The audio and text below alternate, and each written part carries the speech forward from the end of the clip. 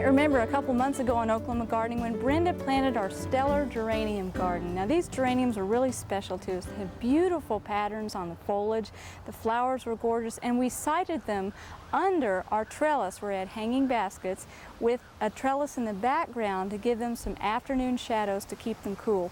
We were looking forward to wonderful flowers all summer long. But you know where they ended up? They're in the compost bin, and let me show you these. It seemed like they got off to a good start, but they just never did thrive. And you may have had flowers do the same thing around your yard, or maybe even vegetables or fruit, and you can't quite figure out what's wrong with them. Take a look at this foliage. It's pale, it's grown some, but it has odd spots on it. The flowering was rather sparse. We looked at the root system, didn't seem to be any sign of anything feeding on the foliage, no nematodes or anything like that. So we tried to investigate a little further and find out what might be wrong. And let me show you the extreme we're having to go to and how we found out about the problems with our geraniums.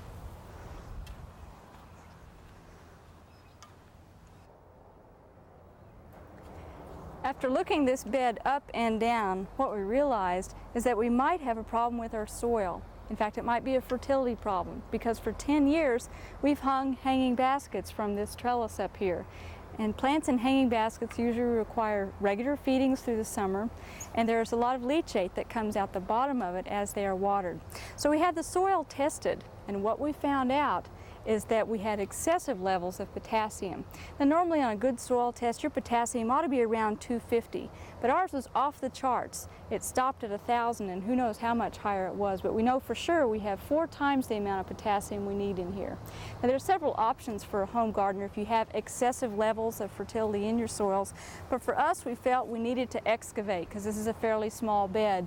And when you have excessive potassium in soils, you can end up with salinity problems because it's applied as a fertilizer as a potassium salt, and when you get a salt buildup, what you end up with is saline soil, and plants don't thrive. It's as though there's too much salt in the water that tries to go into the roots, and you end up with plants looking desiccated and dried and generally unthrifty like our geraniums. And so we're having to go ahead and excavate all of that soil. And because it has such high fertility levels, what we're going to do is scatter this around the garden in places where we need some fill in certain places, and we're just going to treat it as a regular fertilizer. Now what can you do if you have excess amount of nutrients in your garden soil? If it's excess potassium, you could plant a plant that's potassium loving, such as tomatoes, and that might help use up some of the potassium in soil. But something you need to realize with soils is that phosphorus and potassium both pretty well stay put once you apply them. And so you don't need to apply those every year on an annual basis. And if you do, you end up with a buildup over time that can only be either carted away through excavation or grown up through the plants. Now we had a case recently in Tulsa County where there was a nitrogen excess, and usually nitrogen gets depleted every year and has to be added, but we had a homeowner who year after year put on excessive amounts of manure, and they had tomato plants that were all foliage. It looked like a jungle out there, all leaves, just a few fruits, and no tomatoes, and it was due to a nitrogen buildup in the soil. If you have a soil test done and it comes back with excess nitrogen, you can grow that out of the soil by growing plants that love nitrogen, such as sweet corn, cabbage, potatoes, or onions. They're all heavy nitrogen feeders, and over a season or two, they'll use that up and you won't have to excavate the entire garden. So that's one option for you.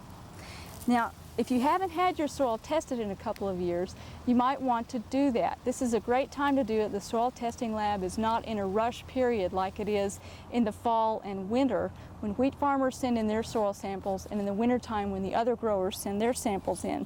And so what you need to do is take a plastic bucket and a shovel and go around your garden, and this shows a large field where you take a few random subsamples and then gather those all together in a bucket.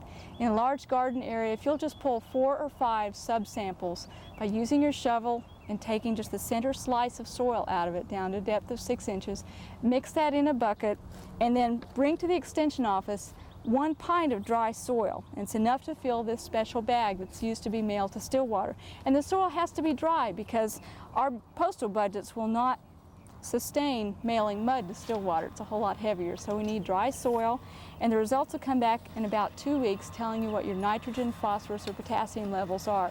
If you think you have an excess salt buildup, you can also pay a little extra and have a salinity sample done, and that will tell you the results. Those will be interpreted by your extension agent when they come back, and you can also correct the problem that way. But when you look at problems around your garden, whether it's in the vegetable garden or the flower garden, don't always automatically assume it's an insect or a disease problem. It might be a case of just caring a little too much for that garden over time. We hope you've enjoyed this classic from the Oklahoma Gardening Vault. Remember, even though these tips and techniques are timeless, there's always something new to learn in the world of gardening. By subscribing to both Oklahoma Gardening and OK Gardening Classics, you'll have access to a wealth of gardening knowledge, both classic and contemporary.